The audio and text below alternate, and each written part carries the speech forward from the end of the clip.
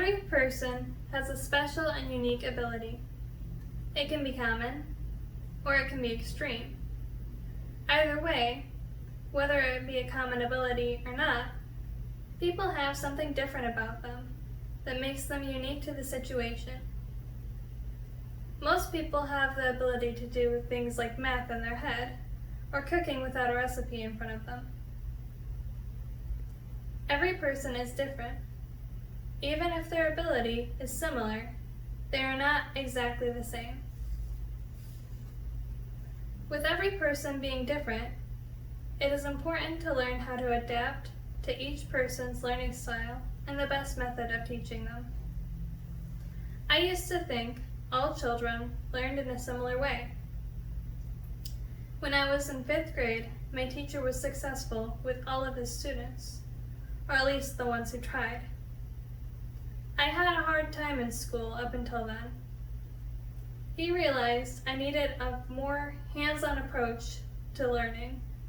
What I didn't realize was that he used more than one approach. He would lecture for those who learned through hearing. He would show us for those of us who learned through seeing. And he would perform an experiment with us for those who learned through doing. As a 5th grader, you don't think that far into it. But as someone majoring in education, you start to see those who have had a really big impact on your life. I'd like to say my ability is patience and compassion. For over 3 years, I have been a CNA, or a certified nursing assistant. My job description is different from most jobs that people my age have. I work at a nursing home for residents with dementia, and it is the hardest job I have ever had.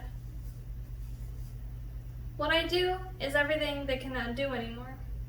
I give them showers, help them go to the bathroom, help them get dressed, brush their teeth, I feed them. Literally anything they cannot do for themselves anymore, I do for them.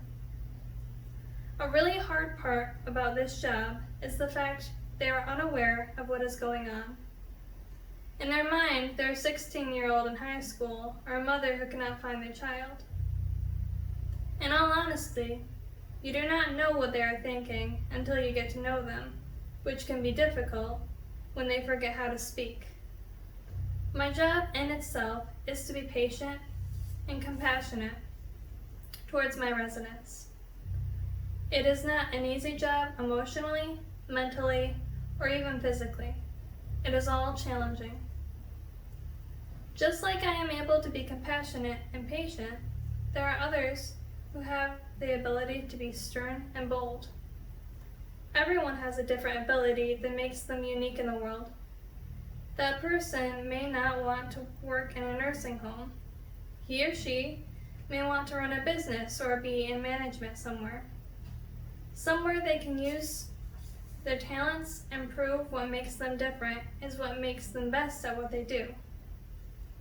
So in this scenario, you have a student who is bold and stern, and another one who is patient and compassionate. But you also have 24 other students with every other personality in the book.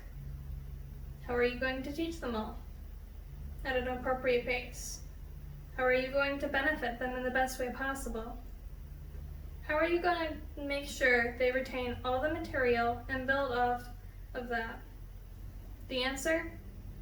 I have no idea. In my opinion, I believe teachers need to build a relationship with their students. Learn what they're interested in. Learn what their home life is like. Understand if they're struggling in class, what could be the cause. Could it be the material or an underlying issue that needs to be resolved? Every group of students you will ever get will be different from one another. Once you learn those things about them, you can decide how you want to teach them. An example could be if your class has a common interest, use it to your advantage. Perform an experiment the students can participate in, but while doing it, explain it. and make sure all children can see it. Use every way of teaching if possible. Next, use the special abilities you know your students have. Let the stern and bold one give out directions or pass out papers, and have the patient and compassionate one help a classmate with homework or have them explain something to that classmate. Let them build on their abilities and continue to grow and learn as individuals, not as a big group of kids who need to learn this and this by the end of the year. If you teach your students in a way that still makes them feel like an individual and not just another kid sitting in class, they will grow as a person. They will learn who they are faster and be even better at their unique ability by the time they are out of your classroom. They will learn the things that make them different is exactly what makes them different, is exactly what makes them who they are.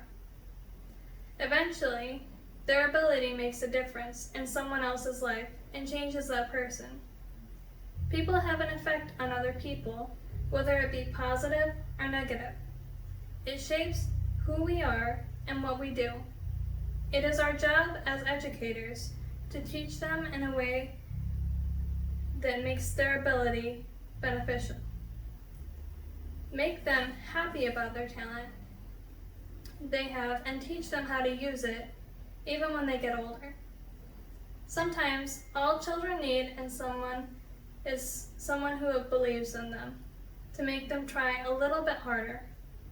Help them achieve and make sure they know their hopes and dreams can come true if they set their mind to it, and that ability they have is going to be the reason they become successful, because that makes them who they are.